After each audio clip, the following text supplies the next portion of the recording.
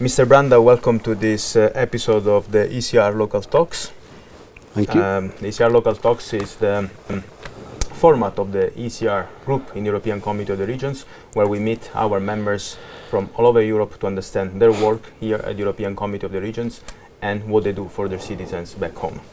Mr. Branda, today with you we want to talk about mainly the opinion that has been adopted last November at the COR plenary session, the opinion on solving obstacles to the cooperation of emergency services in the EU border regions.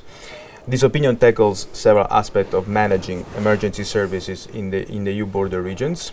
But before we go into the details of this opinion, we want to hear directly from you and from your experience as Deputy Mayor of the city of Rádlo, what is at stake with this topic? Well, thank you for inviting me. Maybe to be quite serious, the very lives of citizens are at stake because we deal with emergency services and the obstacles. There are still many obstacles in border regions that are caused by the national borders. And one of the most reported type of obstacles is in the field of emergency services. So sometimes the ambulances cannot cross the border because they're not authorized. You have different protocols. You have insufficient resources in the border regions, especially in the periphery regions. So the cross-border cooperation can actually increase the availability and quality of these services in border regions for the citizens. And to be concrete, in my border regions there are areas that are easily and faster accessible by the rescue services, ambulances or firefighters from the other side of the border. But they just, because there is a lack of agreement and coordination, and they cannot do it. So just to be maybe concrete, a Czech ambulance can still arrive in the border area within the set time limit of 20 minutes.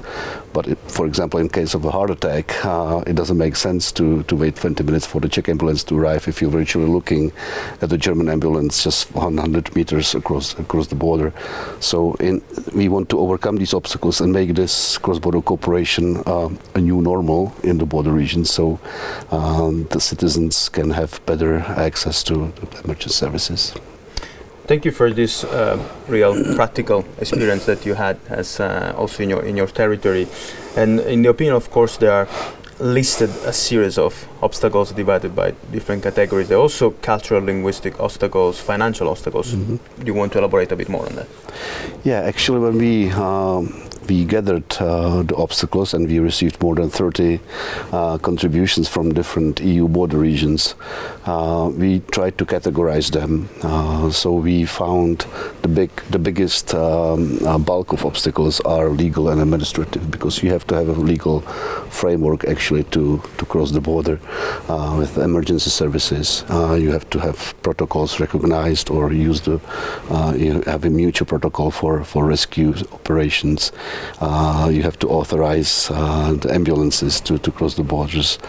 So this is one type of obstacles that we have. Then there was also financial that you mentioned, because the question who finances the operations is always a big question, and we need to get the insurance companies on board and create a partnership to actually have a framework how to finance these obstacles.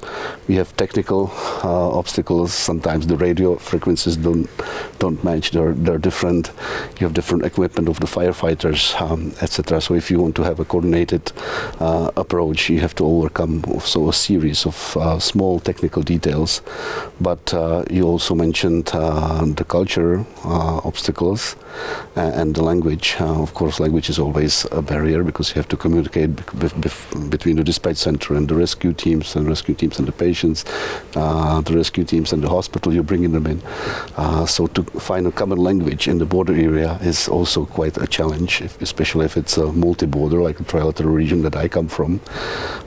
So we also advocate for better use of new technologies like the artificial intelligence and automatic simultaneous interpretations that offers new possibilities to enhance the cooperation and overcome these obstacles. But of course the most important thing is to have from an early age bilingual or trilingual education, so you learn the language of the neighbors and you grow up in the environment where you can communicate with your neighbors. And as far as the cultural obstacles, we still have many prejudices in the border areas, especially in the ones with difficult history. Also people-to-people projects that involve already contacts from kindergarten to the later age are very important for building mutual trust and overcoming these prejudices. Thank you, Mr. Branda. It's very interesting to see how indeed your opinion that has been adopted by the European Committee of the Regions has real impact on citizens, especially on emergency situations, and there are many obstacles that need to be overcome. Now with you, before we close this ECR Local Talks, I want to look back at what has been 2024, the last year that closed the previous mandate. What were the achievements of this year group, what were your main achievements, and also look a bit forward to the year that has just opened, 2025, with a new mandate starting, and so looking at what are the challenges ahead. Well, as a Qatar coordinator for the ECR and also as a chairman of Interregional Group for Cross-Border Cooperation, I think we have achieved a lot. We have started serious discussions on the future of cohesion policy.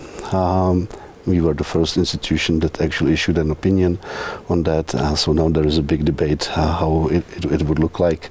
So we try to defend that the cohesion policy stays a regional policy, that the partnership principle and the involvement of local and regional authorities is crucial. What we've seen from some leaked documents is the exact opposite of centralization, and we want to prevent that, because if you lose the partnership principle in the cohesion policy and you just distribute money to member states in envelopes, the added value of cohesion policy is gone. And it's precisely very obvious if you look at Interreg, when you have to have partnership not only within the member state but also across the border.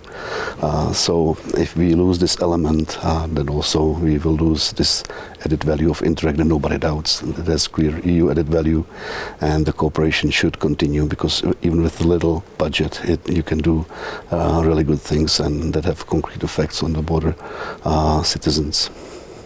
Thank you, Mr. Branda. Thanks for being with us at this ECR Local Talks. Thanks to all our followers for tuning in for this ECR Local Talks. We're going to see each other very soon. Don't forget to follow us on our social media. Check our website, ecrcore.eu, and see you soon. Have a nice day.